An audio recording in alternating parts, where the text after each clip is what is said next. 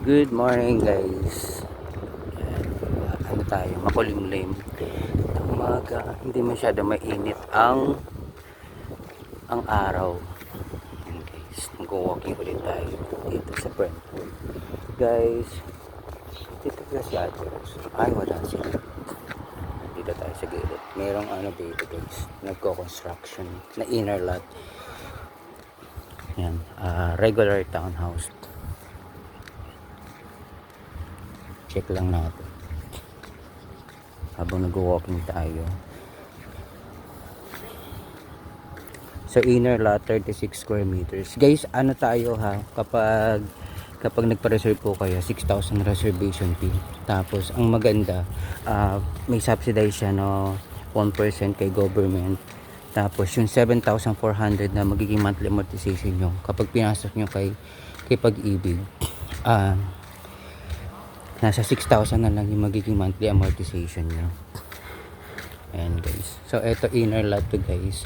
So ang maganda lang guys, pwede ano to, major renovation.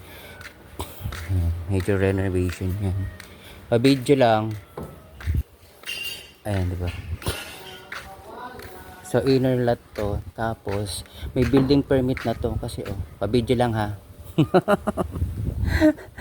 Ayan, ganda. So ano yan, may building permit.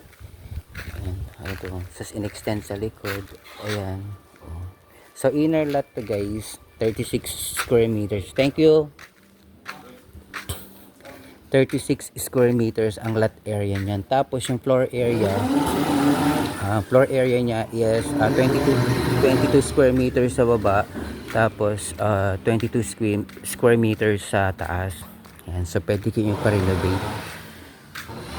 So sa inner lot, pwede nyo extend yung unit nyo. Mapapaganda nyo pa, harap at likod guys. Tapos eto, nagpa-extend na rin to pero sa harap lang. Yan yung kagandahan kasi kayo naman ang masusunod sa gusto nyo na design. Major renovation din. Just pay me lang guys for the details. Basta ang makukuha po natin is per type unit. Yan, so ano pa siya, walang pintura. Yan, so wala pa siyang partition. So kapag na turn over na po through Pag-ibig financing, ayan, kayo na po yung bahala magpa-renovate sa kanya guys. Ayan. Okay guys, just PM lang po for the details.